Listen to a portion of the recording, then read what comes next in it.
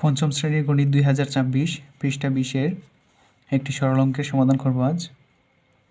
তো সরল অঙ্ক সমাধানের ক্ষেত্রে আমাদের একটি নিয়ম অনুসরণ করতে হবে।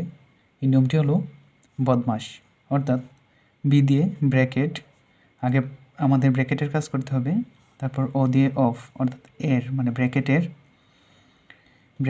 এর, ডি দিয়ে হচ্ছে ডিভিশন মানে ভাগ, এম দিয়ে মাল্টিপ্লিকেশন গুণ, এ দিয়ে এডিশন যোগ, এস দিয়ে সাবস্ট্রাকশন অর্থাৎ বিয়োগ।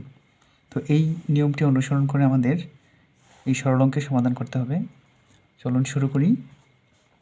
প্রথমেই আমাদের রয়েছে ব্র্যাকেটের কাজ করতে হবে এবং ব্র্যাকেটের মধ্যে আগে ভাগের কাজ, তারপর গুণের কাজ, তারপর যোগের কাজ, তারপর সর্বশেষ বিয়োগের কাজ।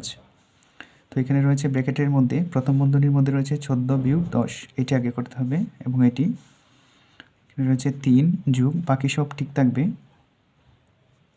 14 থেকে 10 বিয়োগ করব, 14 থেকে 10 বিয়োগ করলে হয় 4, এখানে অন্যগুলো ঠিক রাখবো। আর এখানে 20 থেকে 15 বিয়োগ করলে হয় 5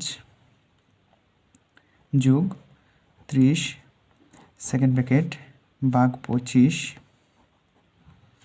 বিয়োগ 4। তো এবার আমাদের সেকেন্ড ব্র্যাকেটের মধ্যের কাজটা করতে হবে। তার মধ্যে রয়েছে দুইটি চিহ্ন, একটি গুণ একটি যোগ। তো আগে করতে হবে গুণের কাজ, 4 পাশে গুণ করলে হয় 4 পাশে 20 যোগ 30 সেকেন্ড ব্র্যাকেট ভাগ 25 বিয়োগ 4। 3 যোগ 20 আর 30 যদি আমরা যোগ করি তাহলে হয় 50 ভাগ 25 বিয়োগ 4 সমান। এবার আমাদের করতে হবে ভাগের কাজ।